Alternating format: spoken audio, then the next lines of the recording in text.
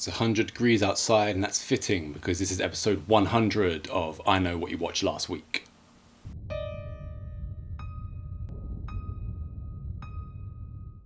"100 episodes and no sign of being cancelled, although I cannot stand working with you, so we'll see how much longer this lasts." Excuse me? What did we watch this week? Well, you're going to love working with me even more because I only remember one of the titles, so I think I should hand over to you for once, and you can say what we watched. How dare you forget when you know it's my remember childhood week? I remember the movies, I just don't remember what they're called. Started off with the 1988 remake of the Steve McQueen movie, The Blob. Blobby, blobby, blobby. That's the only one I remember the name of. Mr. Blobby had a #1 single in the UK. I think it was called just Mr. Blobby. I'm sure it was great. Yeah, then we followed that up with Deep Rising, with your favourite. And we finish off the week with 1994's Brainscan, starring the one and only... Forgotten his name as well. Eddie Furlong. Edward Furlong, the one and only. Yes. You've got no respect. No respect No for respect. nobody. So if you don't remember the titles, do you at least have an order? I do. This is episode 100, you know? I know. I want to cancel it halfway. It's been hot, guys. It's been really hot. Been busy. Just get on the rankings. But you... Stop complaining. Fine. I'm not... Right. I'm giving my third place to The Blob. What? My second place to Brainscan. What?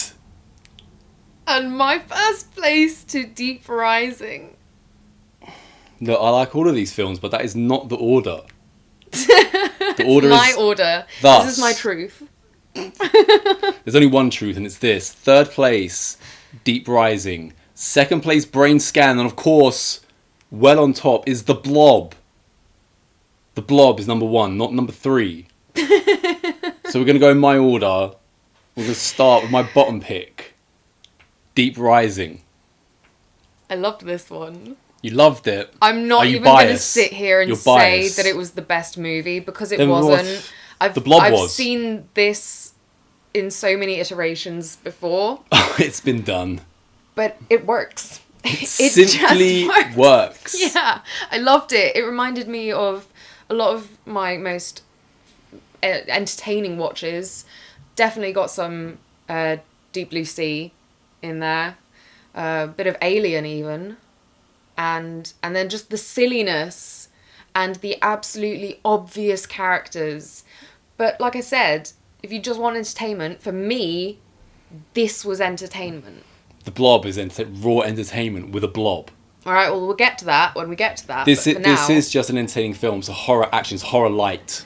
It's light horror. It's almost like if you're a child and your parents won't let you watch real horror, then this will do for you. Yeah. Although it's rated 15, so I feel like it should be rated 12, really. Directed by and written by Stephen Sommers, who did the famous Brendan Fraser Mummy.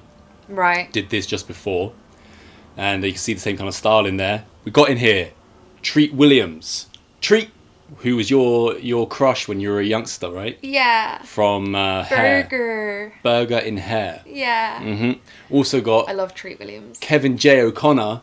He's the comic relief guy. Yeah, who's Treat Williams' grease monkey's mechanic, isn't he? We've also got Famke Janssen. Always great to see Famke Janssen. And we've got a gang. We do. We've got a gang, which is, Wes Studi. Who's Wes Studi? He's Sagat in Street Fighter. One of the bad guys. I would know that, of all and things. Also got Kano from Mortal Kombat. Trevor Goddard.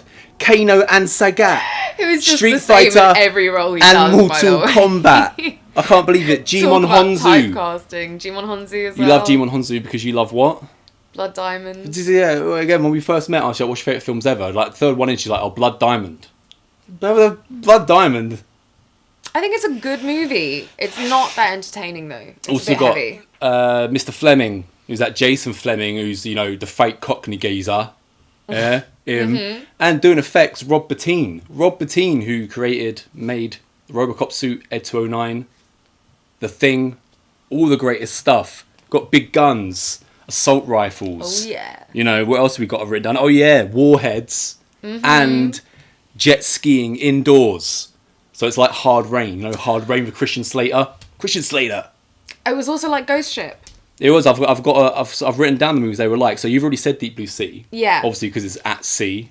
And all the like tunnels filling with water are very reminiscent. It's got Hard Rain because of the indoor water skiing, right? Deep Blue Sea. We've also got The Mimic and The Relic because it's monster movies, even though they're not based in the water. Then I've also gone Anaconda. You know, John Voight, he play a foreign man on boat. So basically, John I'm just Voight is hearing foreign man. gold. And Ghost Ship, that's at sea, but instead of a monster, it's ghosts. And it's got Gabriel Byrne in it. Burn. I love Gabriel Byrne. Godzilla. You know, even Godzilla with, what's his face? Matthew Broderick. Independence Day somewhat. Even Jurassic Park because of the whole monster thing. This is only like 4 years after Jurassic Park. I didn't hear anything bad going on there, Jonny, so I think you've misranked this. No, I'm more talking about just the time. The time of kind of movies that we're getting. We're getting constant at-sea action. It's what the people wanted. That's what I wanted. It's what the people wanted, yeah. So, Treat and Kevin J. O'Connor, they run a boat. They got a boat. And they're doing a job for Sagat's gang. Right. Sagat's gang consists of, you know, Jason Fleming and Jimon Honsu and Kano. Yeah. Yeah, Trevor Goddard. The And an American Tree guy. and his grease monkey are just men for hire. They don't know what they've been hired for. They just know there's lots of money involved. This gang, right, Sagat's gang, we got a Native American, that's Sagat. We got a Kiwi, he's the really horny one. We got a Brit, as I said. We got a Brit LARPing as an Aussie, as in Trevor Goddard. And we got a Yank and an African. So I've always liked how diversity was that the head of, you know, the gang's checklist. We've we also got to got check off Southeast Asian everyone. in the boat gang. Can you imagine, though, if you're applying to be in the gang and you're a fake Cockney, you just walked in and it's like, are you looking for a member of your gang? And they're like, sorry, mate, we've just got our fake Cockney. So we can't let you in. I can't have two fake Cockneys. But if you happen to know a Mexican, we're looking for a well-rounded gang and I feel like a Mexican would really top it off. So that's nice. Now you think of RoboCop, diverse gang. RoboCop 2, diverse gang. Light years ahead of Hollywood. While Treat Williams and Kevin J. O'Connor are taking Sagat's gang to wherever they want to go, Kevin J. O'Connor comes across some warheads. And he's caught looking at the warheads, the torpedoes, and the gang, they rough him up a little bit. I mean, yeah, he only seemed to be a little bit roughed up, but from the beating they were laying down, I thought he was going to be nigh on dead. Yeah, it instantly made me hate the gang. Because it was just too cruel. They were very cruel. I think that was the point, though. They're supposed to be dangerous. But it's not like RoboCop where they're ultra cruel, but I still kind of like them in a way. It's the You like the RoboCop gang? Well, you know, as a gang, They're scumbags. it's like the best gang of all time, isn't it? The greatest gang of all time. So, but Treat saves him. Treat walks in, he's got his nail gun. Just about, yeah. Stuff like that. And it's also, while this is going on, right, so just been beaten up, Treat saved the day, it's also at the same part of the sea, the maiden voyage of the Argonautica. Based on the Argo, I'm Yeah, assuming. which is Anthony Held, the actor's boat. He's the guy that, you know, made the boat. The actor in the movie. Oh, right. Welcome everybody, welcome all you rich. Character, It's a cruise ship for I rich thought you were people. telling me one of the actors actually owned that massive cruise ship. No. I was like, why are they even acting anymore? You could retire. Like Jimon Honsu owns the boat kind of thing. Yeah. Yeah. Anthony Held is the actor who plays the guy who owns the boat. Mm-hmm. And he is the pompous psychiatrist in Silence of the Lambs who belittles Jodie Foster and all that, yeah. Well, he's not particularly likable in this one either. He's essentially, he is the bad guy of Yeah. the film, isn't he? But he's got, like, the look of you want to trust him at first, so... And then Yeah, you know, he's then wearing a you'd be tuxedo, wrong. isn't he? So you always trust a man in a tux. Well... Famke Janssen, she's walking around this boat. She's being naughty. She's like stealing... She is naughty. Stealing champagne and stuff. It's naughty Famke. Stealing people's identification and key cards so that she Yeah. can go and have a gander around because she's a bit of a criminal, isn't she? She's a con woman. Yeah. And Anthony Held and his assistant, his first mate, they come across her kind of snooping about. Anthony Held gives her a bit of a whack, locks her in a freezer, and she's got all the champagne and sushi she wants for the rest of the voyage. Which I'm assuming, given her figure, is not much. So, but she can enjoy a bit Depends of how that. long you're locked away in there, really, doesn't it? This could be a movie in itself, just Famke Janssen's character, but she gets caught literally with the first thing she tries to steal. So it kind of ends that right there. We had Famke Janssen in a red dress throughout most of this, and then we had her in a white t-shirt, but clearly there was no, it wasn't cold. If you catch my drift. I thought maybe they could have got her into a bikini. This is 1998. So, yeah. No, she's a strong woman who ends up helping the team, so she has to be wearing men's clothes. Okay, but it would have been nice, is what I'm saying. So what I'm saying. So, the cruise ship kind of like gets disabled, starts to go a bit wrong, and a lady, she gets pulled down the crapper. And then her blood splatters all over the mirror. So I like any movie where someone gets pulled down the crapper. So silly. Don't you? So silly. I also feel like that was the dumbest move. You feel like the boat is going down, it's hit something, Titanic all over again. You go hide yourself in the toilet. Where would you hide? I'll try and get to a boat. I would have thought that sitting on a toilet might be quite safe. No. Okay, so the boat's going wrong with the cruise ship. Do you want to go down on the shitter? No, but I wouldn't have thought that was a possible outcome. As I thought to sit down on it. Because the toilet seat is down. It's not actually sitting on an open toilet seat, I don't think. Yeah, but it's not like if the ship goes down, that one room is going to be saved. But I'm also not expecting giant squid monsters to be the reason why the ship is going down. We can agree Meanwhile, on that. back on Treat's boat, they've seen one of the rescue speedboats has been cut adrift from the cruise ship. Like, what the hell's that doing out here? They crash into it, bit of an explosion, then they look into the distance through their super duper binocular things. Did that make you think of Robocop? And they can see, no, it didn't. And they can see the cruise ship. And like kind of Sagat looks at like one of his gang and they're like, oh, I wonder what's going on here. So they get to the cruise ship, big guns at the ready. And they bust into the ballroom, but there's no one there, just some blood. Ghost ship. What's blood doing here? Yeah, and lots of blood. People. Like I said, we've seen this plot dozens of times, haven't we? Well, I was just happy that there wasn't some like, know-it-all kid walking around who that would have been kind of one saves the day character and missing. stuff. I don't feel like we had the sassy one either. Famke's quite sassy. I suppose I would say every single one of these Sassy characters but feminine. is exactly what you expect. What you expect. So what you're kind of saying is your accent is your character. If you're Australian, you're very Australian, and if you're English, you say bloody hell a lot and stuff, didn't ya? And if you're African, you got like whatever. Yeah. None of these characters were created. Did you like but it doesn't matter because the characters work. They simply work. Do you like the irony though when like the gang are having a bit of a banter between themselves, and Ozzy pulls out a gun, one of his gang members, and the other guy then pulls out a knife on the Aussie because they like to play the game, didn't they? Call out a knife. I was surprised actually that Trevor Goddard's character Kano wasn't drinking a can of Foster's, the amber nectar, because that would have fully rounded his character, wouldn't it? As you do when you get on an abandoned boat, you split up. And Horny Guy and Kano have been put in charge of keeping an eye on Treat and Kevin J. O'Connor. Right, they're downstairs and it's all waterlogged and stuff. Yeah, or is it... Oh, right, yeah, okay. Because Kevin J. O'Connor's got a girlfriend, but she's still on the boat. Yeah, good thing you mentioned because she's like the manly woman, isn't she? Because she's wearing the trousers in the relationship between her and Kevin J. O'Connor. Yeah. Big time. And she's very capable. Mm-hmm. So anyway, when she was a bad actor. When Kano and the Horny Geezer are keeping an eye on Treat and Kevin J. O'Connor, you shouldn't have a horny guy as your lookout, should you? Because he's been distracted by some porno magazines that have been stuck up on the wall. And he's already been talking before about how his dream was to have sex with one woman from every different country from around the world, hasn't he? So he's distracted by the porn. And while he's been distracted, Kano's been eaten. Yeah, literally. You've just seen Kano just dragged under the water. Don't see what's got him yet. And then quickly, for being horny guy is then grabbed and he's like kind of pulled along the water and he's smashed into all the pylons and stuff like that. I'm really glad that the monster knows Into who the pipes. main characters are and like who are the side characters he can pull away. Well, it was Kano. I didn't know who the first gang member was to they probably couldn't afford him for the whole thing, could they? So that's a good point, actually. Yeah. Cameo style. It's also we said we've got people pulled away and stuff. We don't actually see the monster yet. No. Good thing about the movie is it takes 45 minutes before we actually see the thing. While they're now kind of like depleted, they come across Famke Janssen. They find Famke. She's been obviously locked away, and we turn out that Anthony Hell turns up, the owner of the boat, and it turns out that he has employed Sagat's gang to come and sink the ship, something like that, yes. so that he can take the insurance money because the ship is just too darn expensive to run. They're never going to break even. Yeah. So this is an inside job. And Treat them, give them the old business. He was like, oh, you were going to sink the ship with hundreds of passengers. And he's like, you don't talk to me like that. I was going to get them in the boats and I was going to set them to safety. Do you believe that? I don't know. Maybe he even believed it at the beginning, the character. It was such a varied performance. But no, I'm sure, like, why wouldn't he just be like, oh yeah, I'll get the money and at least people don't have to die. You'd think. That would be like a normal human.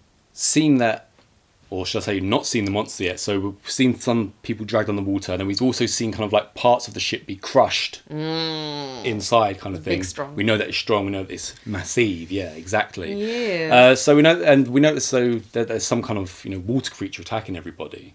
As everyone knows, you've probably seen this, it's a giant octopus.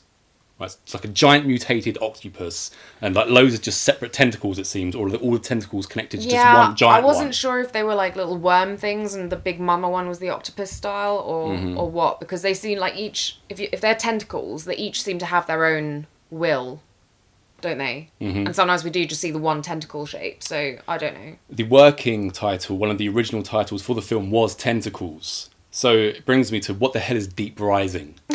Deep Rising. What's your film? The creature from the deep is rising up.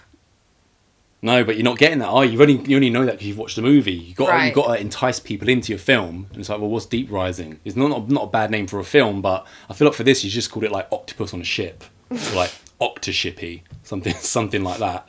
Because then you know you're getting... Tentacle attack. What is Deep Rising? It's given itself a much deeper They name reckon than it. it They really reckon it hurt it at the box office because people didn't know what they were getting into. Even though the what's it called? Tagline was full scream ahead. Get it? Yeah, I do. Yeah, replace steam.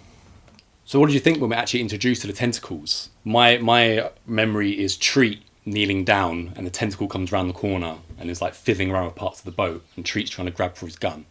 I thought the tentacles were actually pretty decent, considering I tend to prefer real effects. Let's face it, it was CGI. Just as good as overblown CGI of today, wasn't it? But it was probably a little bit better. It was more than acceptable considering it was CGI. Yeah, I thought they were quite well done, and also just like, it's not an out there concept, the worm with the heady thing, but I still think they did the details well enough that it was a cool. Yeah, certainly better than A Quiet Place. There's some other like little horror bits before they come across the monster as well, where just like slaughtered bodies are on the floor. They're all kind of like pink and gooey, all over skeletons. Yeah, like they've been in a vat of acid or something. Yeah, we mentioned Kevin J. O'Connor, who is he's Treat's Fall Guy. He's the comical guy. Kevin J. O'Connor plays Swan, the magician in Clive Barker's Lord of Illusions, if you remember. So in this, he's complete comic relief, but in Lord of Illusions, he's a guy just like completely out there because he's got the knowledge and the power. And his wife in it is Famke Janssen. Ah. Yeah, reunited. I hope they work well together. Yeah, so that would be annoying otherwise. Kevin J. O'Connor is a very good actor. So good, in fact, that in Lord of Illusions, it shows his actual like real acting, whereas this is, like I say, just the silly action style.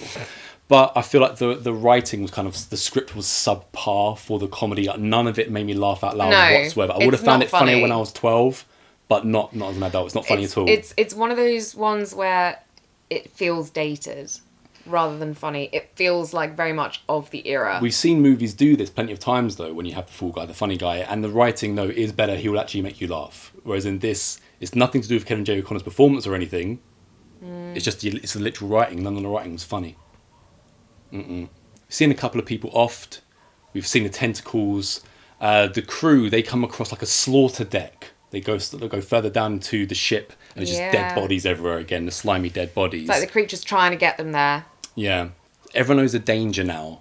So Sagat, as you can imagine, he's out looking for himself. Like he's already shot Kevin J. O'Connor in the leg once, hasn't he?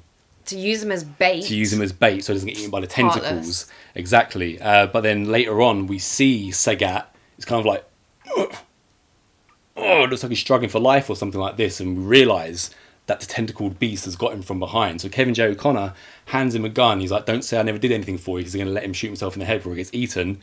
But then Kevin J. O'Connor runs off and Sagat shoots at him. Should never have trusted Sagat, should you? Have you never seen Street Fighter? Never played Street Fighter? Yeah, I mean, maybe now I'll go back to your previous question and say he probably wasn't planning on saving anyone, actually, was he? Because that is completely pointless. He's dying anyway, and he used his last bullet to try and kill someone else for no real reason. So now, because he's missed Kevin J. O'Connor with the bullet, he puts the gun to his head, but there's no bullets left, so we see tentacled beast take Sagat down. That is what you get, for shooting at Kevin J. Got to think of an escape plan now. So the boat is still outside, Treat and Kevin J. O'Connor's boat. So Treat sends Kevin J. O'Connor off to come and work on the boat. And he's before he goes to work on it, though, he's like, just before he sets off to work on the boat, he asks about his girlfriend to treat. Did you find her? And he just gives the old... Yeah, and for a Sad second moment. he took it so well. But, of course, he breaks down in a minute, don't worry. He's not heartless. But it makes him work super hard at fixing the engine. This grief, this instant grief. Inside the boat, the owners come out, Anthony Held, and he's chasing Famke through the boat with his gun. It's like a flare gun. That's it. She's got the keys to one of the jet skis. Yeah, so he chases her through the cruise ship. Because he wants it. Treat arrives. He's knee deep in water.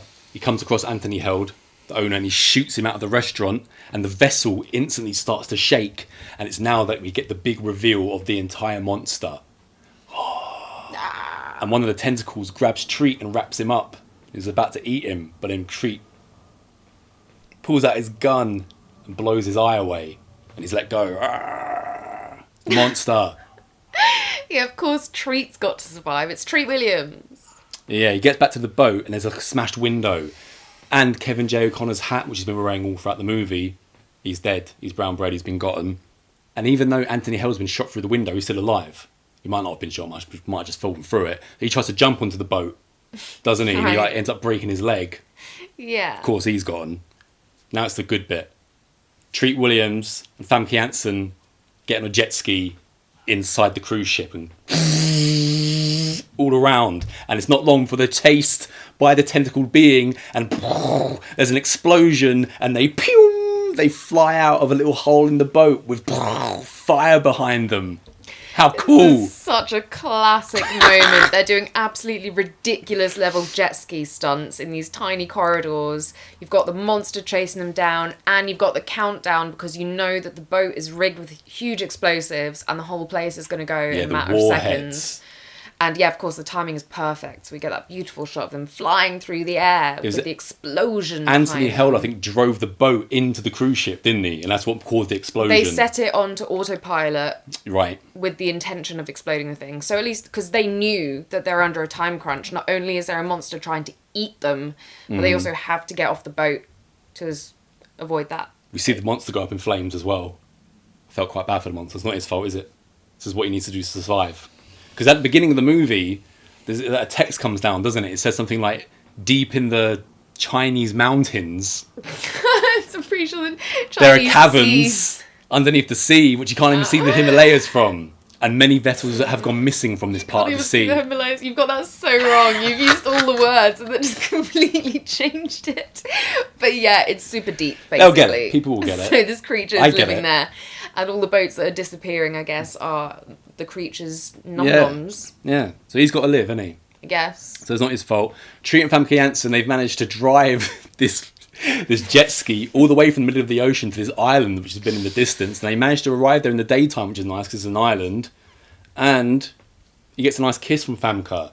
They're probably about to do it, but who's that in the distance? Oh. It's Kevin J. O'Connor. It's a Utterly cock block. predictable. We survived. I know. It's so ridiculous. He's not cock blocking though, is he? 'Cause And he when got there on arrives- what? On a surfboard? No, I think it's just like a bit of wood. It's not even a surfboard. Like I was about to say, he's not even a cock blocker though, is he? Because he gets there, he's like, is it just water in my eye or did I see you two kissing? Because like, I can just take a walk if you want, but they let him stay. It's still awkward though. He might be sitting there guess so. watching. But they're Yeah. not even safe. They're not safe. We think it's the end, but we hear Do we think it's the end? in the background. And all of a sudden, like all the forest, all the greenery is all shaking around because there's a new octopus. Another one. Yes. And So like, there's loads of these Treat things. Williams is like, oh, what now?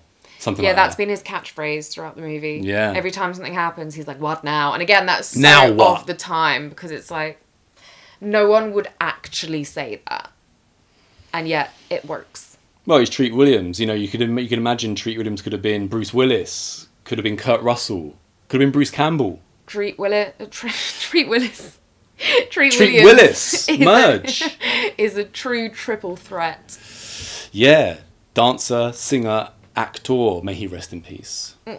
And Trevor Goddard, who played Kano. Unfortunate. What are you laughing at? I'm sorry, I thought you were saying he was a triple threat. Yes, rest in peace. Well, By all means. you've upset me now.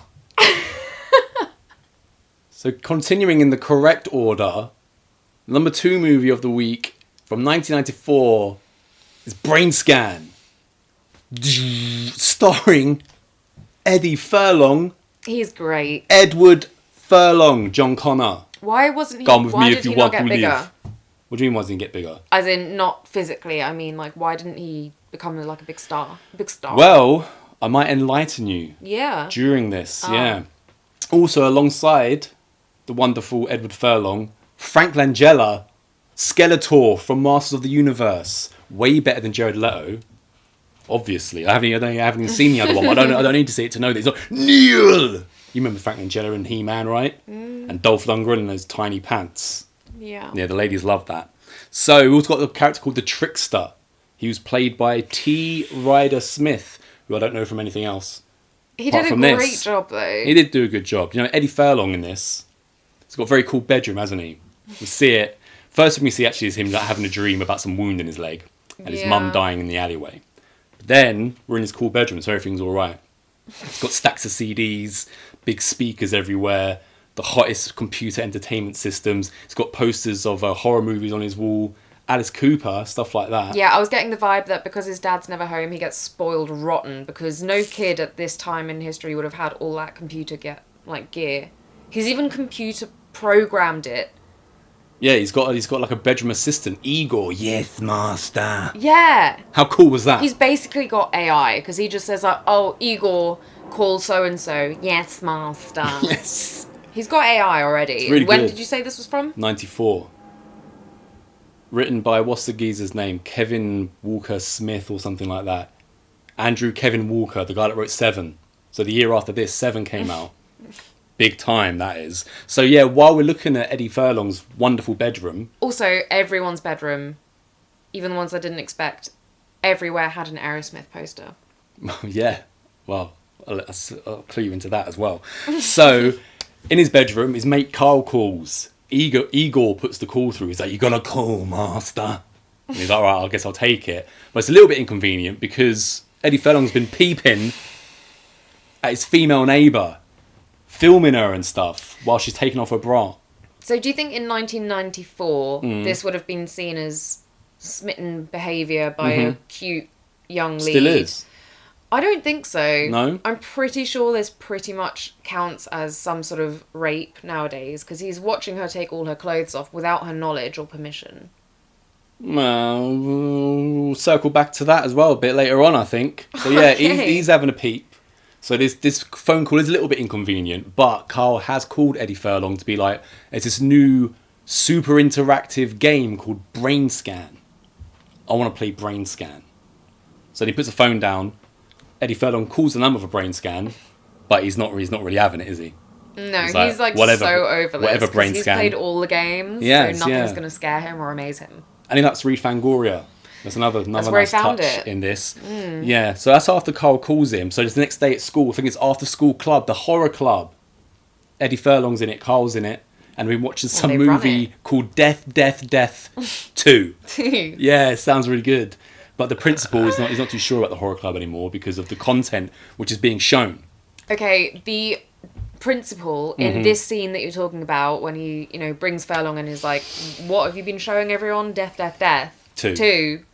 I loved his performance. I loved the way he did it. Even just the way he pronounced the title in the separate times he said them. I adored it. Yeah, brilliant. Principal, he brings up other things. Is like, so you're watching movies like Death. Two. What's next? You're going to watch porn, get an erection, and rape somebody? And Eddie Furlong's like, well, erections don't rape people. I'm pretty sure people rape people. So is the principal Preach. anti-erection? Yeah, I think I think so. he is, isn't he? Yeah, so that's their little conversation. So the horror club is no more. Now it's all about giving the people what they want. And what they want is Eddie Furlong on 2 wheels. We've seen Terminator 2. He's always riding around on his dirt bike. He gets on Arnold Schwarzenegger's bike. And this one, he's got a moped. Yeah. We've seen him come home. We need to see Edward Furlong on 2 wheels. You might as well And we get use it. all his skills. We get it. He can do it. Let's do it. I've not seen the Crow movie where Eddie Furlong plays the Crow, but I hope he rides a cycle in that. 'Cause otherwise, Surely. what's the point? After arriving home on his moped, he's going through his mail. Brainscan package has arrived. He didn't even order it. I didn't order this. Well, he didn't asked to be leader of the human resistance against Skynet either, but some things are just bestowed upon you. This bit was You've got to go through with it. like a little bit silly though, because I was like, this guy seems like pretty smart, but then when he was on the phone with them, they're like, it's no longer up to you. You have been chosen to play. And then he's like, but I didn't order this. I'm like, yeah, but they did tell you. Is Eddie Furlong a yokel in your head? Well, I didn't order this. That would have added an interesting layer. A little bit about Eddie Furlong now. Yeah. So let's say this is 94. Terminator 2 was 91, which was his first role.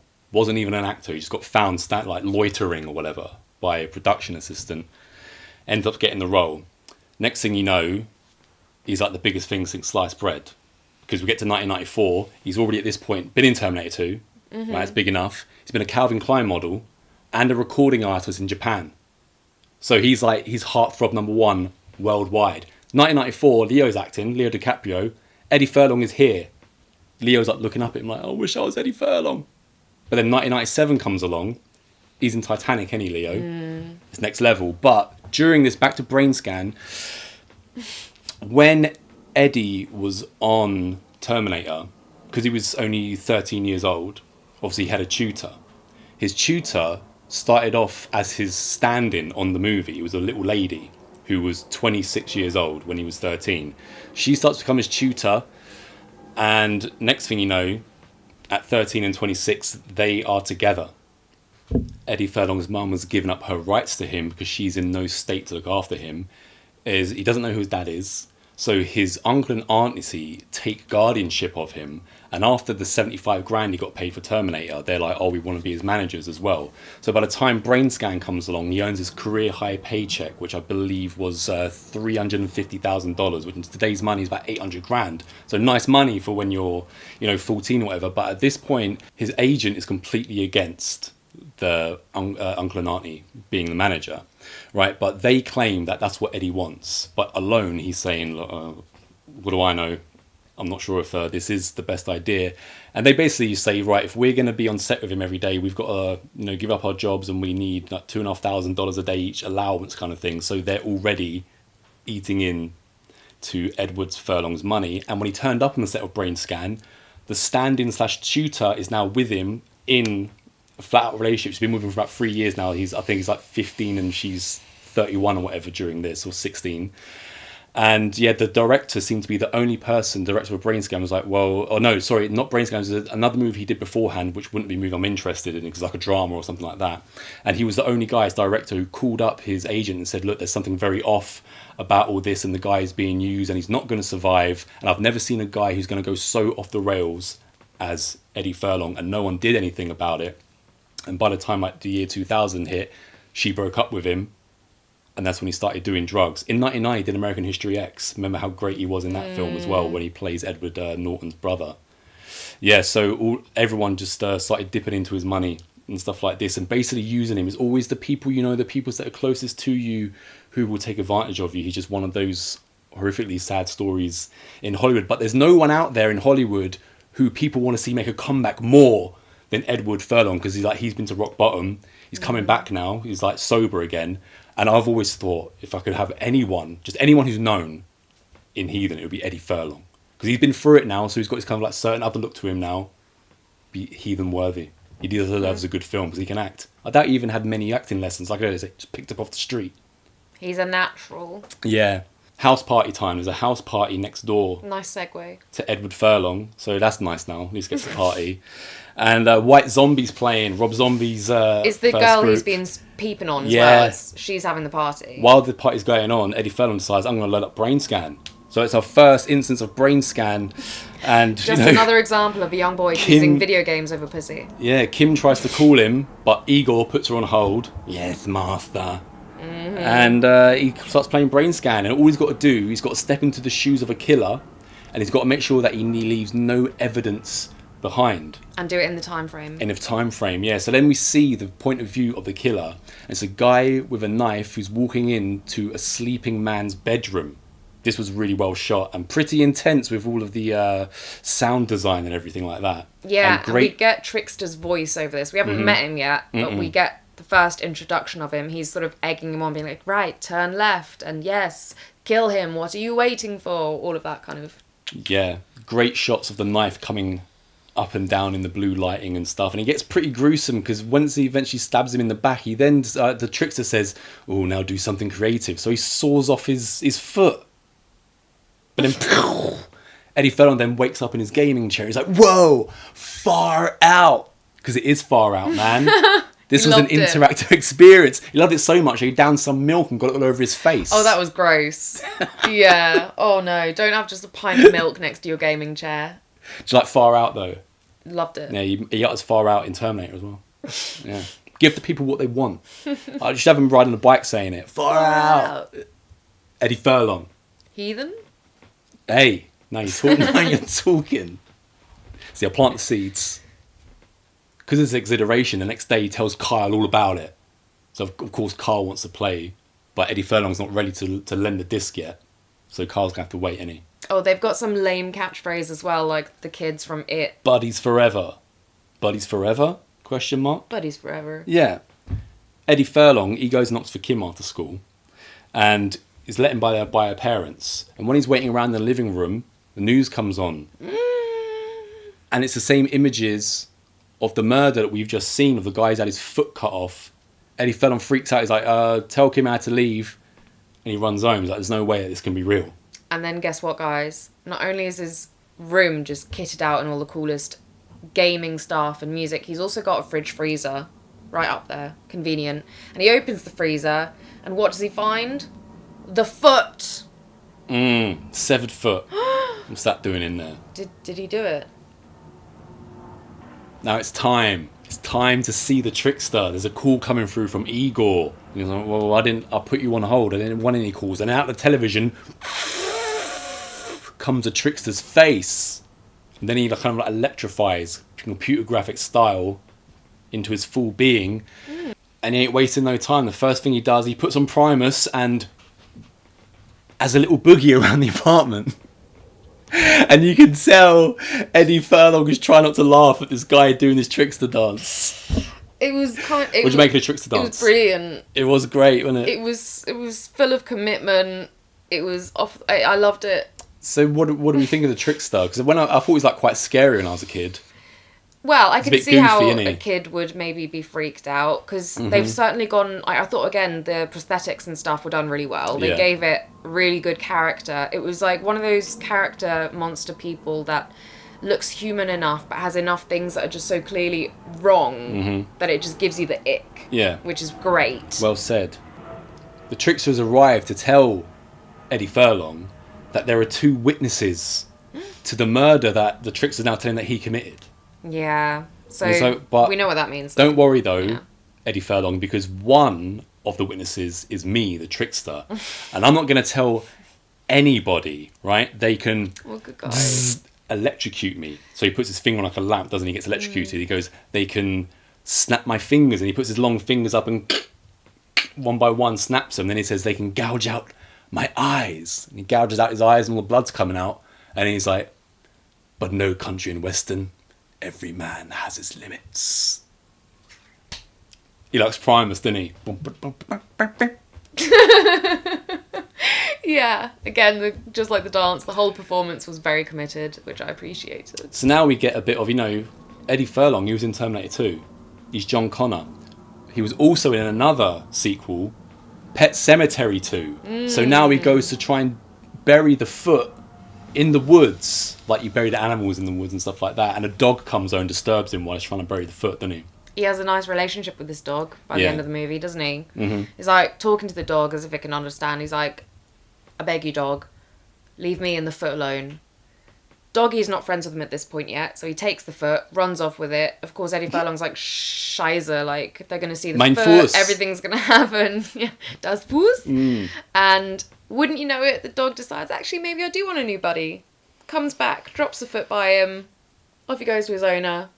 There's a bit of a moment, again, we have this a few times, where the owner, for example, walks past Eddie Furlong, who's in some shrubbery. He's like hiding behind one flower. Exactly, like one leafy little green thing, but apparently it can't be seen, which is great for him. No, maybe Maybe he's got Terminator style. maybe turn into liquid metal for a second. Yeah, I was Like gonna the say. T-1000, because he's probably got that technology now. Yeah. Yeah. Kyle, meanwhile, so after this whole like digging a foot fiasco, Kyle's now knocking for Eddie Furlong. He's burning his clothes, like getting rid of all the evidence.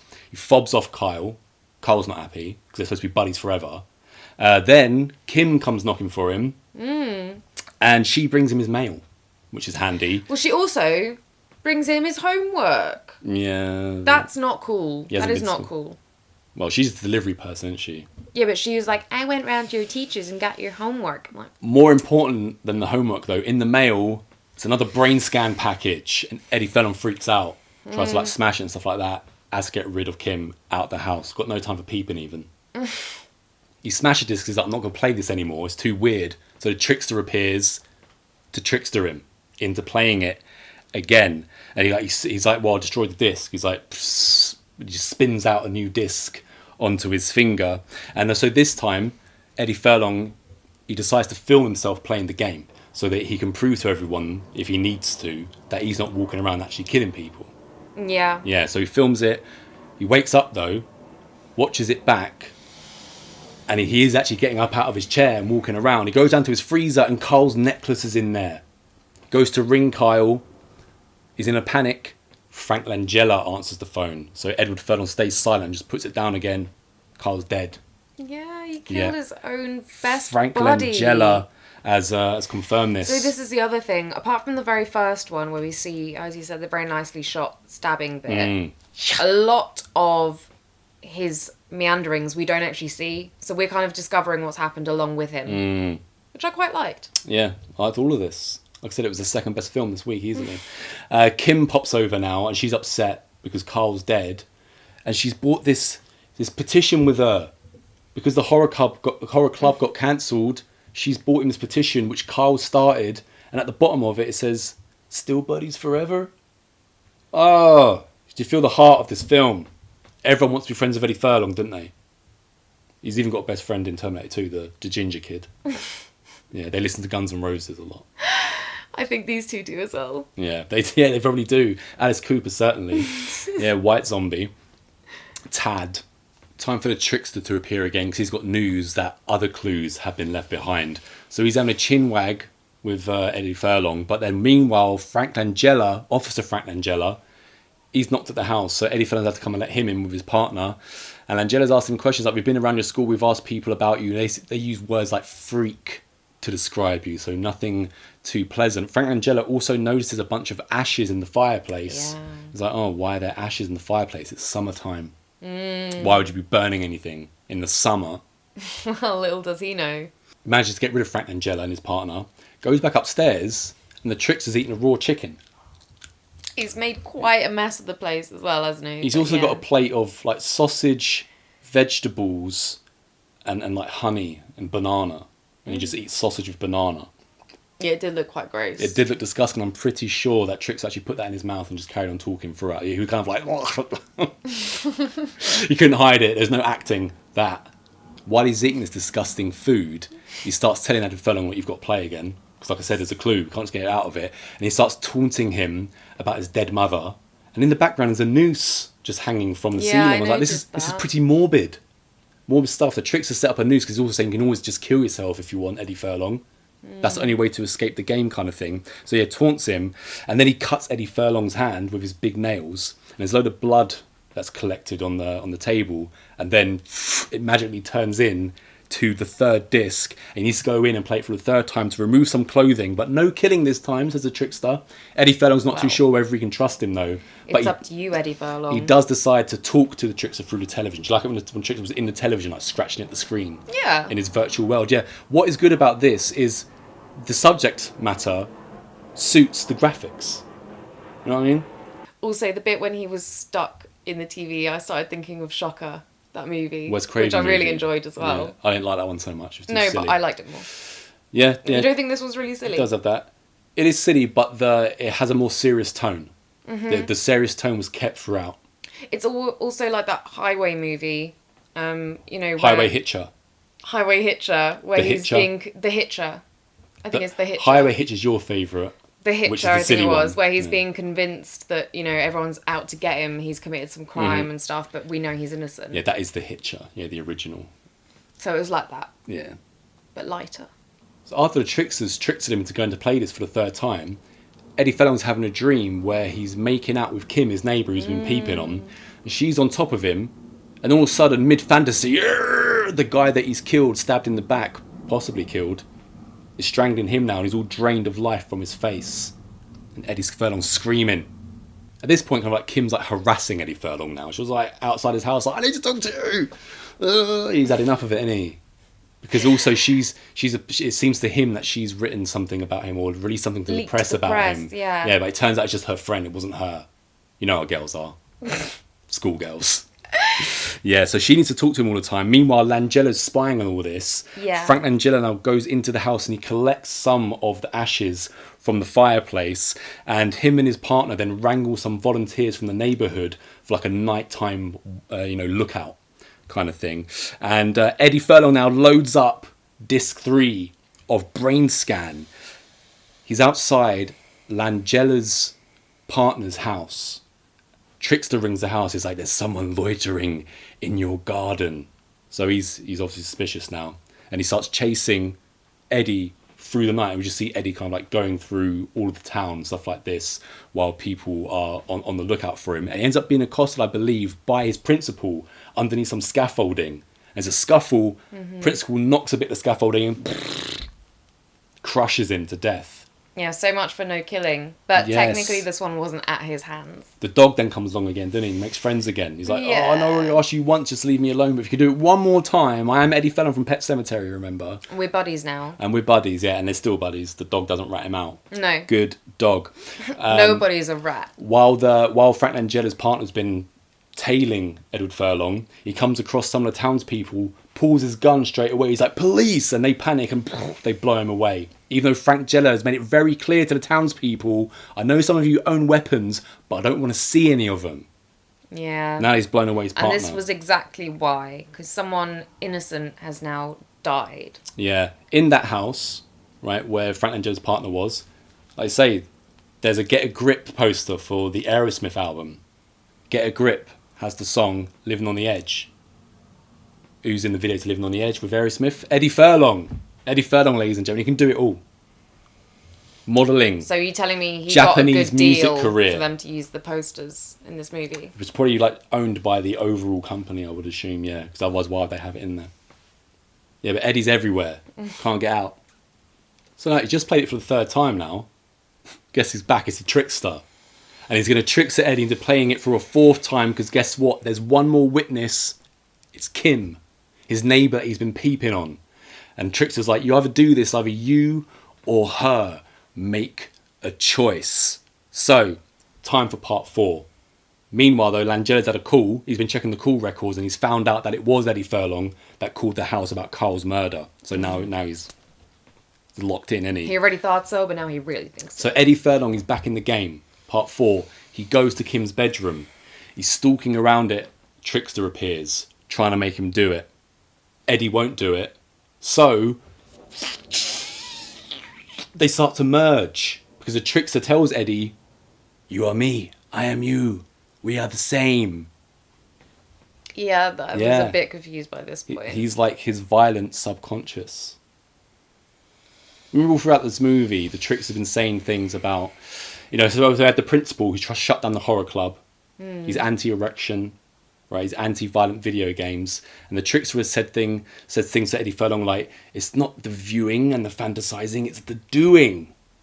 This is the comment on how violence on cinema and on TV doesn't influence people to become killers and such. Yeah, all the way through.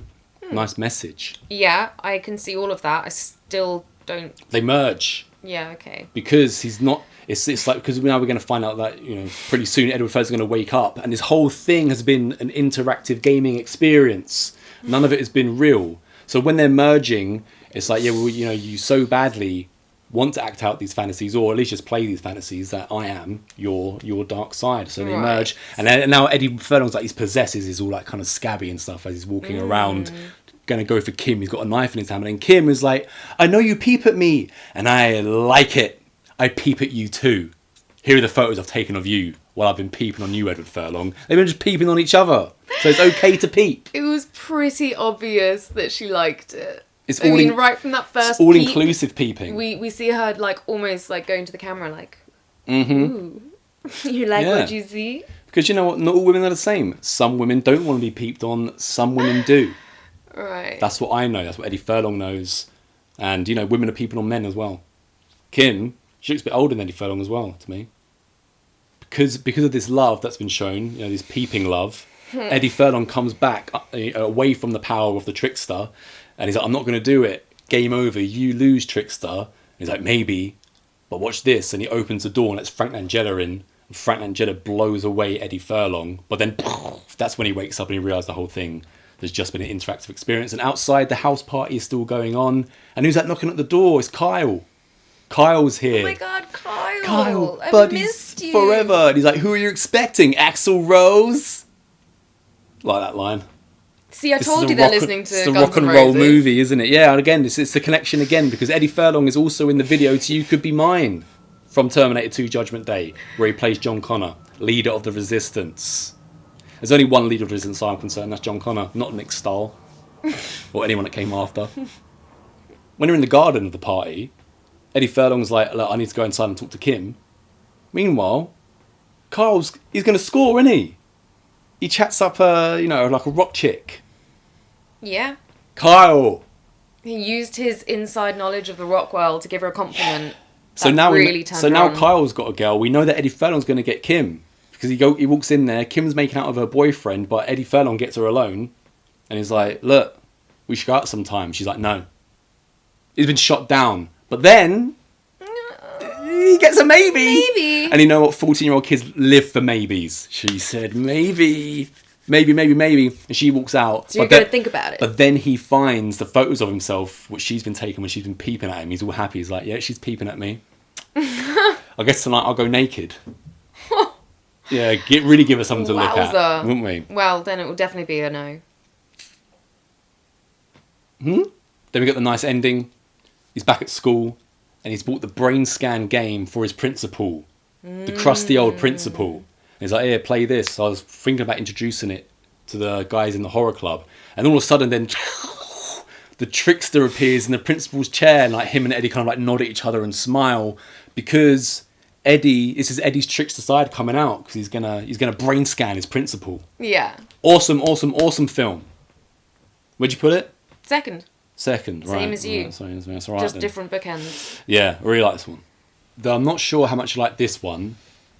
The clear number one movie of the week, The Blob, which you put bottom. Yeah, I still liked it though. I liked all of them, as I said. I'm just going with what entertained me the most, and I'm a simple creature. The Blob's not simple. The Blob, 1988, starring the one and only Kevin Dillon, Johnny Drama, Johnny Chase from Entourage. You know, 4 twats moved from Queens to LA to try and make it big in douchebag central Hollywood with their other twat agent. Well, I And think they're kind of everyone's a douchebags twat. too, though. So, Who? well, the gang. That's the what I said. Right, I said right. 4 twats moved from Queens to Hollywood To be twats. and twat around. Okay. Yeah, and it's great. And and Kevin Dillon is great in it. And here he is in like his heyday, you know, his younger years. Also got Shawnee Smith looking smoking. The only time she's always like too hard nowadays. They need to soften her look, bring her back to this kind of thing. Also got cinematographer Mark Irwin of RoboCop 2, Scream, whole bunch of stuff. Great stuff. Great cinematography in this film. Directed by Chuck Russell, who directed Nightmare on Elm Street 3. Okay. Also directed The Mask and Eraser with Arnold Schwarzenegger. If that was an English movie, do you reckon it would be called Rubber? Arnold Schwarzenegger is Rubber. You got a robber. He's the Rubber. Yeah, written by Frank Darabont. If you all know who Frank Darabont is. Also starring Paul McCrane. I kept saying to you, look, do you recognise Paul McCrane? Do you recognise him yet? I'm going to enlighten you clearly on this one because you still don't know who he is, do you? Paul McCrane opens, great opening, of this empty small town. You think it's just like it's been obliterated or something, but no, everyone's just out to watch the school football game. And we've got cheerleaders, we've got quarterbacks, we've got people, you know, getting water from those tank things. hydrating during the game. Feels like I'm there. As you do, yeah. As you do when you're there. Also, Jeffrey DeMunn, he's the local sheriff. Paul McCrane is his assistant, his deputy. Right. Paul McCrane, yeah? So, Kevin Dillon, he's a rebel without a cause, isn't he? He's like the epitome of cool. He's like Fonzie. Ayy. Because he's got the leather jacket, he's got a bike. Was He's this a rebel without mullet? cause. Or Well, not quite? funny- I can't quite tell. Funny you say this. For some reason, I think it was one of the only bad decisions made during this film. Chuck Russell, the director, made Kevin Dillon and Shawnee Smith wear like hair weaves or whatever, hair extensions. Why? For the life of me, I do not know, because their hair is just god awful, especially Kevin Dillon's.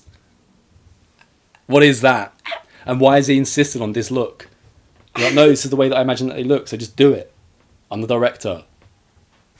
Fair enough. Director's Yeah, cool, I but guess. the epitome of cool, though, right? Yeah, definitely. Yeah. He's trying this jump on his bike before he Not so cool. Before he tries it, he finishes off his cigarette, crushes his beer can, and woo, woo, off he goes. And he goes to jump over it, but the bike goes a bit skewiff. He falls down, and some guy emerges from the woods with his lovely dog. He's the can man, and he's like, Oh, that dog. good try," and he collects his can Yeah. and wanders off.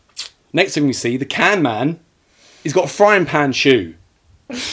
Oh, yeah. A frying pan stuck to his Crushing shoe. those cans. Yes, I mean, what an With a invention. frying Because that's how he pan. makes his money. He's the can man. So he collects, and he's doing it for nature as well. He's keeping it clean and stuff. Yeah, No littering. very true. So yeah, give yourself a frying pan shoe.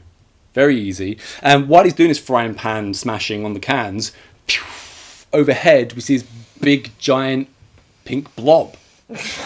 It's the Blob. It's coming from It space. is the Blob. And it crash lands in the forest. So Can Man and his dog go to check it out. He gets a stick and pokes at it, and the Blob attaches itself to his hand. Yeah. Blob hand. What came after this was a bit slower than I expected, but I guess it's just the beginning phase of the Blob, isn't it? Good stuff. Sheriff Jeffrey DeMunn, he's at a Yeah. diner. He's talking to Fran, organising a date. It's clandestine. She hands him a small bit of paper saying 11 o'clock. Meanwhile, Kevin Dillon, rebel without a cause, he's come across the can man. And the can man's trying to chop off his own hand because the Blob's attached to it. Did you like that the can man decided he needed to find Kevin Dillon before he tried chopping off his own hand? He probably knew he wouldn't be in any state to call for help afterwards. So he's like, I should probably get some help first and then chop it off. Well, if a Blob attached itself to it, I'm not sure I'd be thinking straight, Oh. really. Wow. Yeah. That was a great scene. So we've opened up on the football game. It's two football players. One of them played by Donovan Leach Jr. He's the quarterback. Mm-hmm. And his mate Scott. And they're going to buy condoms. Scott is buying condoms for himself, Yeah. but he pretends that it's for Donovan Leach Jr. because while he's buying them, his priest walks up to him. He's like, "Hey, what you doing tonight, boy?" Kind of thing like that. And then the pharmacist comes back and he's like, "Do you want ribbed or smooth?" And he's like, "Ribbed." And then the priest has caught him, hasn't he? He's like, "Oh no, they're not for me. They're for him. He's got to get together with some real crazy chick and he can't wait." He's like, "Come on." Yeah, scene. it was very entertaining. It was entertaining. It was actually funny. Yeah. Taylor, the quarterback, he's taking Shawnee out tonight. So he goes and knocks for Shawnee Smith.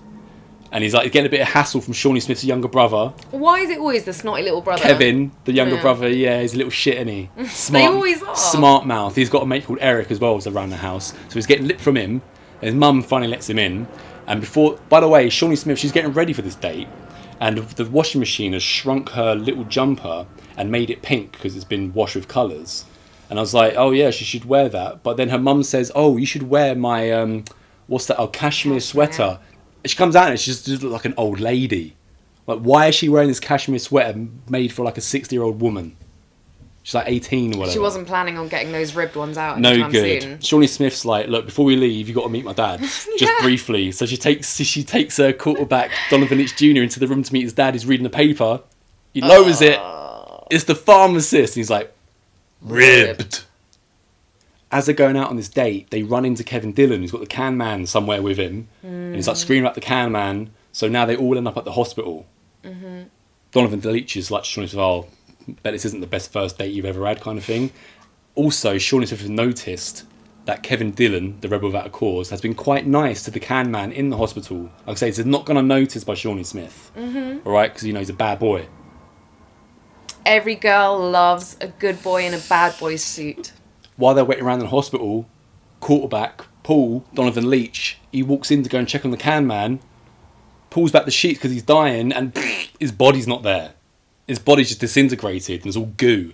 Really great effects. So he panics and he like tells everybody, and he walks into the room and tries to make a phone call. As he's making the phone call, what's behind him? The Blob. The Blob's coming. Now, like Donovan Leitch Jr., 1, he's famous. 2, he's the quarterback. 3, he's going to Shawnee Smith. We think he's the hero. But then Shawnee walks in and he's being blobified. This is like the first real gore. All his face is melting in the blob. She's trying to put him out. She pulls his arm off. So I maybe wasn't expecting it to happen this early on, but I did know instantly that Shawnee Smith was going to get with Kevin Dillon. I thought that was pretty clear. So you were just waiting for Donovan Leitch Jr. to be cleared out by the blob? I had no strong opinions on it. I just thought they made it very obvious. Well, he's dead now, so that pathway is cleared, isn't it? Yeah, there you go. Doesn't take that long to How breathe. awesome was this, though? He pulls his arm off and he gets all his face melting in the blob, because the blob is like a inside-out stomach or something like that. So quite similar, actually, to the creatures in Deep Rising. This is nothing like Deep Rising. It's the number 1 film of the week. All right, it's not horror light. This is number 1 film of the week. Donovan Leitch Jr. is like Drew Barrymore, isn't he, in Scream? He just killed him off. They killed her off. We don't expect it. From the 50s, right, we got The Blob. Yes. The Fly. Yes. The Thing. Yes. I'd say all of these 80s versions are better than the originals. You just don't get them all. Because there was enough time and technology to make it better and stuff like that. And completely change the film. Add ultra violence as well.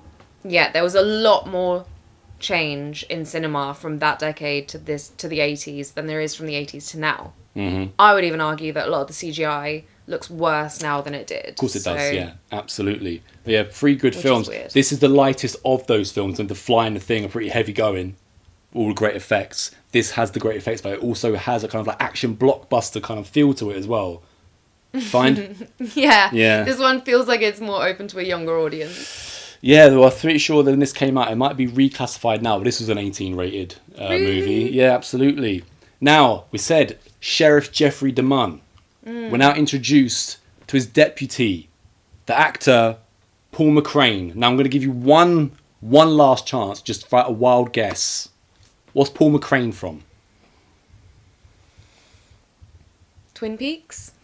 He's from RoboCop. He's part of Clarence's gang. He's the guy that drives the truck into the toxic waste and comes out all melted. He's Meltman. Now that you say it. With the What a great hairdo. scene that was. Meltman in RoboCop. And now here he is. He's diminutive, but he's an intense actor, isn't he? Yeah, so we went from playing the ultimate bad boy to playing a good guy. To playing a cop, yeah. You can do it all. RoboCop was 87, this is 88, so he's got a quick turnaround there as well. I'll get out of the mind of a criminal into the mind of law. Here he is. Scott, from the pharmacist who bought the condoms for Donovan Leitch Jr., he's now on his date with Vicky. Vicky is Erica Eleniak from Baywatch. Yeah, he did alright, didn't he? He did do alright, yeah. But she's had a bit too many. She's like, I don't really want any more. But Scott's like, hey, these are my famous cherry coolers. So he gets up, goes to the trunk of his car, the boot, opens it up, and he's got like a full tiki bar in there. He's got strawberries, he's got umbrellas, he's even got a whisk. I would say his back of car setup is even cooler than Eddie Furlong's home setup. Yeah, it's hard to beat that trunk, isn't it? It's done to perfection. It's that show where they Pimp My Ride. Pimp My Ride. Pimp My Ride. You've just been pimped. So this was like Pimp My Ride DIY, but to a really good standard. Pimp My Ride with Exhibit.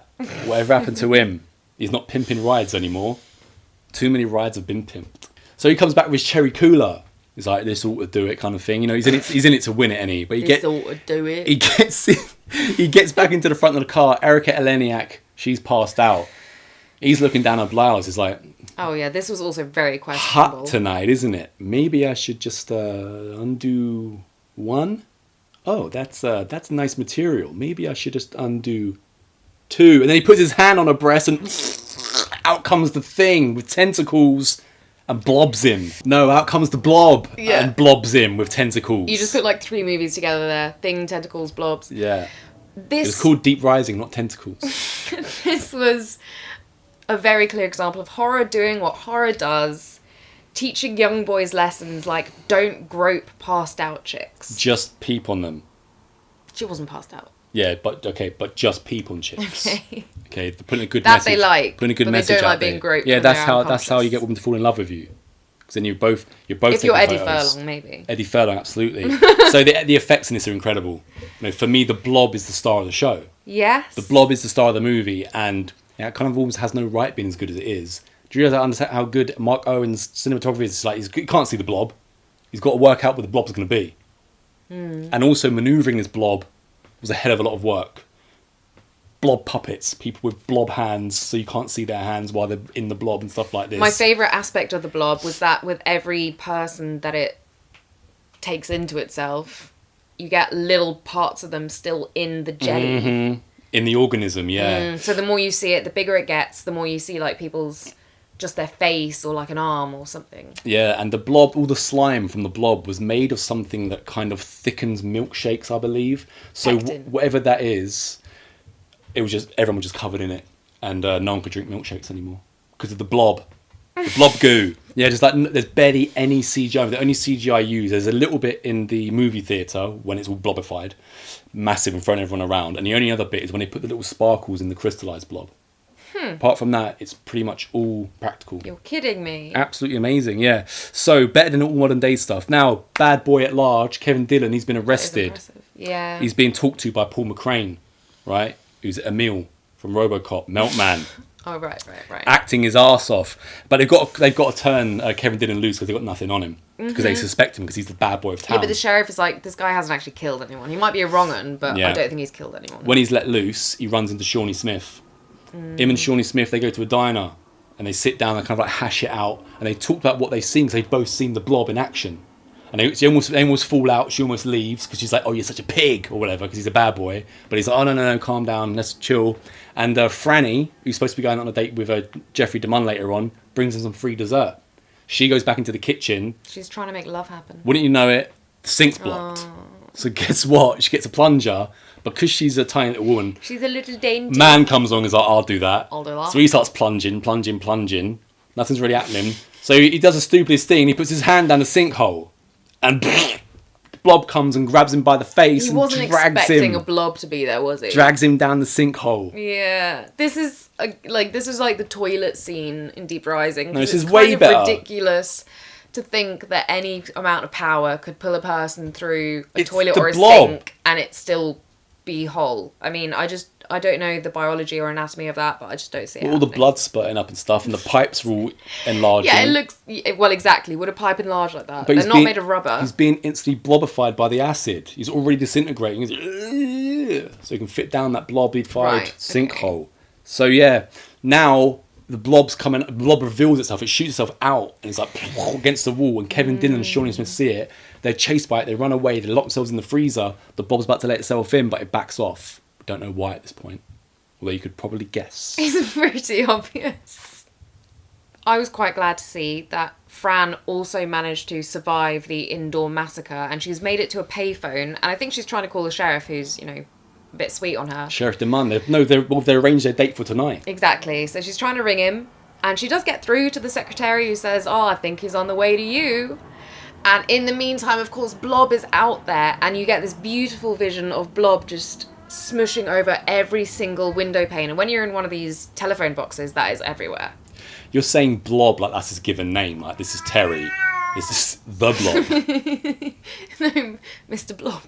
Mr. Blobby. Blob. Mr. Blob, yeah, it's great when the Blob comes all around the payphone. I love the movement of it. It's all... They tried to shoot it in a glutinous. regular phone box, but it wasn't big enough, so they had to make like an elongated and wider one. Because then we see the Blob outside. It reveals Jeffrey DeMunn in its organism, and his face is melting, and we see his sheriff star, and she's panicking, and all of a sudden, the Blob gets inside, and she's blobified. I was sad. I wanted her to live. You wanted love to reign. I did. Mm-hmm. Now that DeMunn's gone, Fran has gone, the priest has been walking down the road, and he catches a glimpse of the Blob putting itself down a sewer.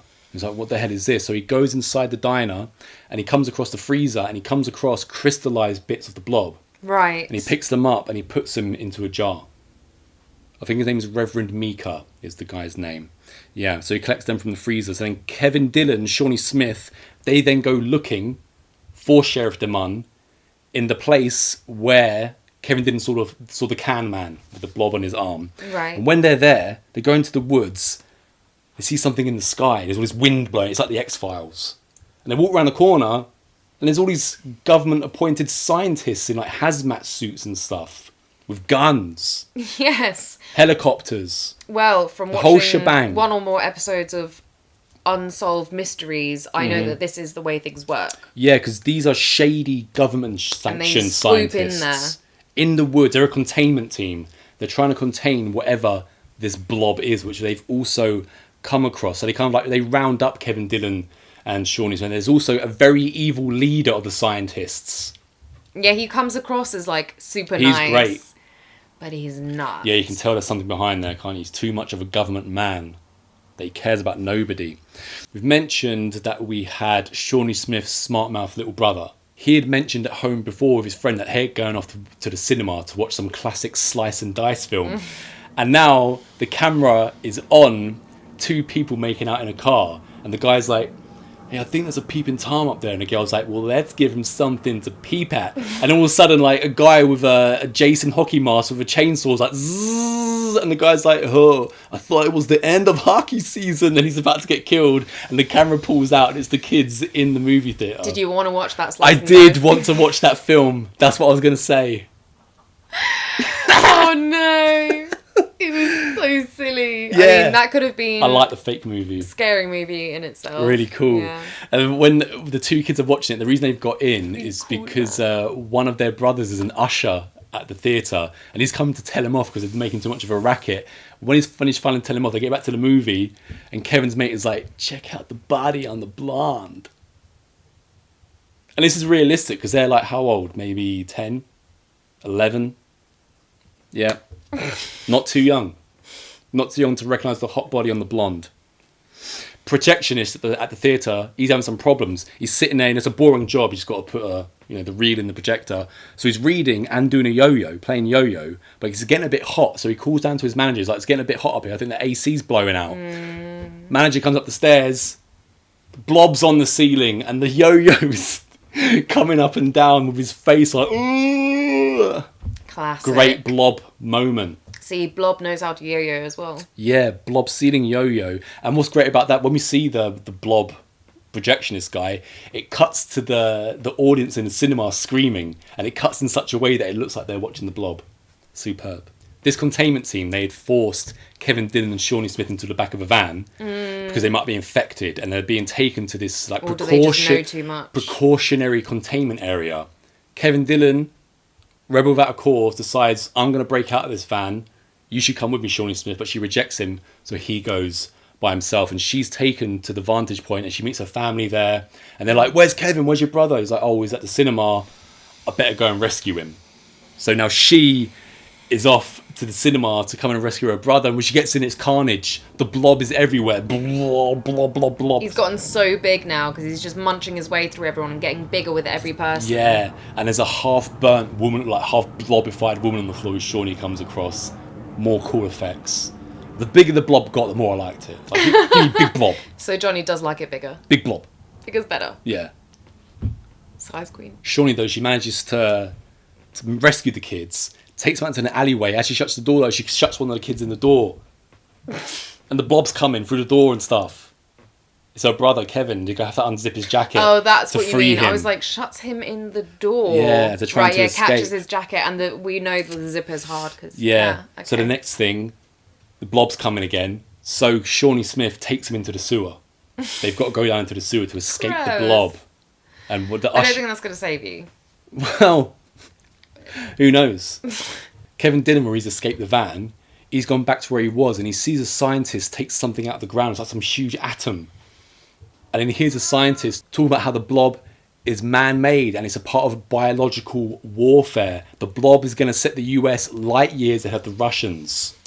Yeah, I was about to say I really enjoyed this little turn in it all because This it's isn't- showing that like people are just shit. This isn't in the original. This is added for this film. I could imagine that, and I think again, if you're going to do remake, not only did this work because it had newer technology and all of that, but also they changed a little bit of it to reflect more of modern day.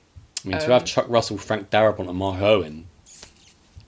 Jonny's It's sold. only going to be great. Yeah. And it was But this great. is the idea, so it's not even from space. The danger is not alien. The danger is people. Yeah, it turned out it was an experiment. That's deep. They caused it, the government, and it's now 1,000 times the size of its original mass. And one of the scientists is panicking, saying, look, there's not even going to be a US tomorrow with the way that this thing is growing. But the naughty scientist is like, I don't care. All we need to do is contain it. It's going to be so big it's going to swallow the USA. So to hell with the small towns, says the bad scientist. Like, if we've got to lose a few people for the benefit of, our biological warfare weapons to beat the Russians, so be it. Kevin Dillon hears all this, that civilians in this small town are expendable, and he's spotted with a torch, chased through the woods, but he manages to get away on his trusty bike, doesn't he? And to get away from him properly, because they're in hot pursuit of him. There's loads of vehicles coming after him, and he gets back to the bridge where he tried to make the jump at the beginning of the movie. Now it's time. Will he do it? I don't know. I could never assume that he's going to make it. And as he's flying over, he gives the old... to the government scientist appointed crew. Because he's cool, he's like the Fonz, isn't he? And, he's going over a bridge, which means that none of the vehicles can chase him, even the helicopter. That was all in camera, by the way. One stuntman lifting that bike up like that to do that jump. Impressive stuff.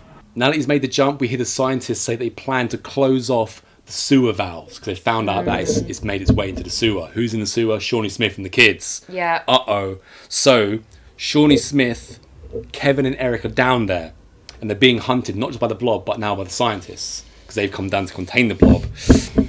And they come to this weird, large open space. It's kind of like about to climb out. Up a ladder.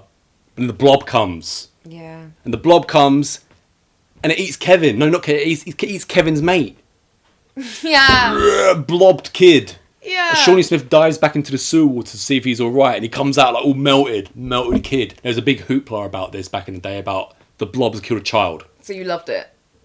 Well, I wasn't even thinking anything apart from, well, it's a blob. It's not the adult eating blob. It's the blob. The blob just eats whatever is in its way. Blob eats children. Everyone. So children are game as far as I'm concerned. Yeah, and this hurt the movie because there's all this bad press about it. Oh, Blob's killed kids. Chuck Russell's killed kids. Who cares? It's the Blob. It's supposed to be a horror movie. Exactly. Isn't that what's so horrific about it? Is that there's no rhyme or reason? Because now Kevin's escaped. Shawnee's not having so much luck, but she managed to get through a vent because he's turned up Kevin Dillon. And he pulls her through. They're still in the sewer. She gets on his bike. You think he's going to drive away, but no, he turns around. Rebel without a cause. Was this not like the jet ski scene? It's facing the Blob. It's like, he's not going to drive into the Blob, is he? Doesn't quite drive into the Blob. He just like circles around it, doesn't he? 'Cause he's cool. That bit was cool. And then he falls off his bike. And they're like, right, I guess we've got to stay in the sewer. While they're still in the sewer, there's a good scientist who's been talking about, we can't do this to civilians or whatever. He's a bit injured. Above ground, all the other scientists are there. They know that Kevin and Shawnee Smith and the good scientists are down there. But bad scientists is like, close it up. Because the Blob is still down there. So they're just sacrificing this lot. Unlucky, though, for bad scientist. Good scientist got a bazooka. And Kevin Dillon's taking his bazooka. He explodes them all out of the sewer. Take that. Yeah, when he gets to the top, he's armed, and there's a standoff. It's Paul McCrane, Kevin Dillon, and the bad scientist. They've all got guns pointed at each other, and Kevin Dillon's trying to explain to Paul McCrane that it's all the scientist's fault. And as the scientist is about to blow away Kevin Dillon, tentacles of Blob come out, and they drag him down into the manhole, and he kind of like goes, doesn't he? He deflates, and that's how he gets down the manhole.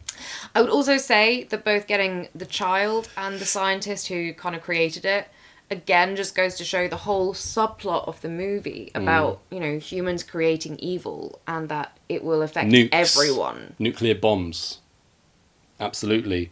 Scientists, they see the bad scientists sucked down there, so they decide to shoot it loads and then blow it up. He's not very happy about that. Doesn't work because instead the Blob emerges like a giant tongue and pissed off. Falls on one of the scientists. One of these scientists has a bomb in each hand and he sets the bombs to explode, and as the Blob flattens him we see just like carnage, and then 5 seconds later it goes back to the Blob. We just hear like this muffled sound of the bombs doing nothing to the Blob. It just ingested them. You can't bomb the Blob. But it's a nice touch to go back, not just to see him arm it. Also, if but the then to blob go had been back and blown hear it into go off. pieces, would there just be loads of little blobs? Yeah, I assume it's a bit like the T-1000. It'll just bring itself back together. T-1000, who Eddie Furlong had to fight in Terminator 2 as John Connor, leader of the human resistance against Skynet. Blob's eating everything in its path now. I love the scene of the blob where the blob's just in front of the camera and it's like moving down the road and it's throwing scientists about and stuff like that. A tentacle comes out here and flattens somebody. Shawnee Smith, though, she's got a fire extinguisher. It's cold. Yeah. She works out that the blob doesn't like the cold. Also, the Reverend Mika is back. He's seen it. It's like, God. This has been prophesized. He's lost it. He's completely lost it. He has lost it. The guy that plays the Reverend, Del Close, there are 3 main people who have essentially created improv and the different versions of it. And he's the third one after like 2 people before him. And what he created was something, if I remember correctly, it was long form improv. So he's like the creator, master of long form improv. And he taught a whole bunch, he was based in Chicago. And he taught such people as John Candy, John Belushi, and Bill Murray. So he's like, he's the king of that. Yeah, that's what he's known for. What a legacy to leave behind. That's crazy. And he was really good in this. So when I found that about him and I watched it for a second time this week, I was wondering if they just kind of like let him say his own things and do his own things. And when I was studying the actual performances, even though he's only got a small role, he's the best actor in this by far. I'll have to watch it again just for that. Yeah. So as we know now, the blob is scared of the cold because it's going to freeze. So Kevin Dillon, he's gone off and got an ice truck. It's one of those ice trucks which Snow truck. Snow truck, so he can chuck snow out of it. It's a little contraption. So he's like, because this is a skiing village. Yeah. And he's driving towards where, because Paul McCrane's got everyone into a building to get away from the blob, including Shawnee Smith. But then the blob comes and snaps Paul McCrane in half, and he's dragged into like a cupboard or something like that. Snapped in half, good. Not as good as driving into toxic waste and coming out melted, is it? I thought he was already gone. Kevin Dillon fires the ice truck at the blob after Paul McCrane's died. There's no more order.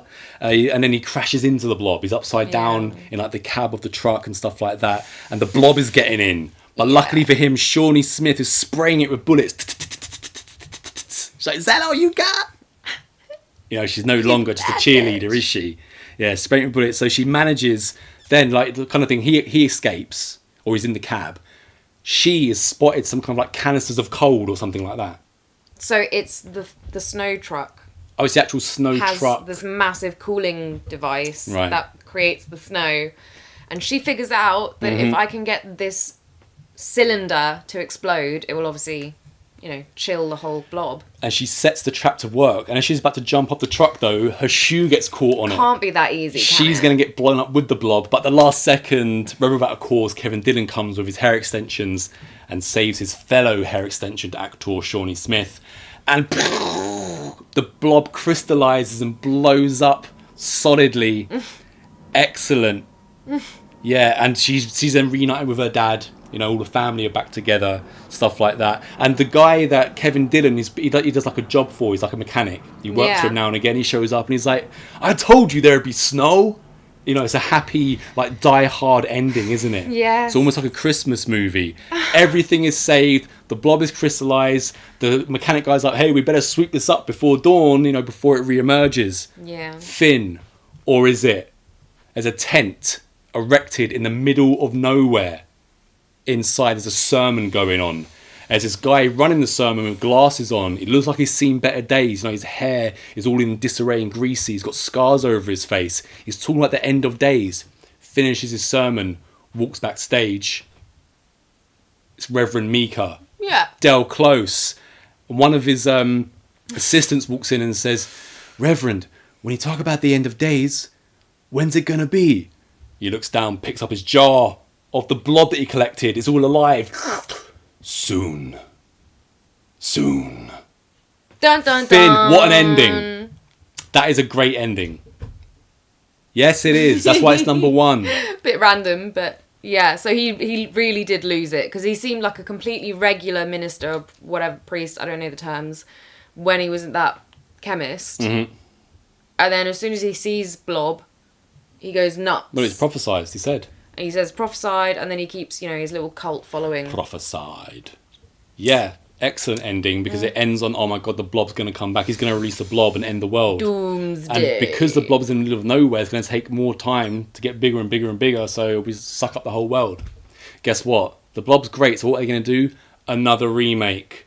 In the works. Who's doing it? The guy that remade Hellraiser, the Hellraiser remake, who before that did that movie In the Woods. Oh no. Can't wait to see that, a guy with not an original thought in his head remaking the Blob in 2026. Yeah, that's right, Kayla. She's not happy about it either. So yeah, 3 good films. Great films, yeah. 1 very good film and 1 great film. It wasn't... Deep Rising. No, not Deep Rising. The Blob. So yeah, episode 100... Here's to 100 more.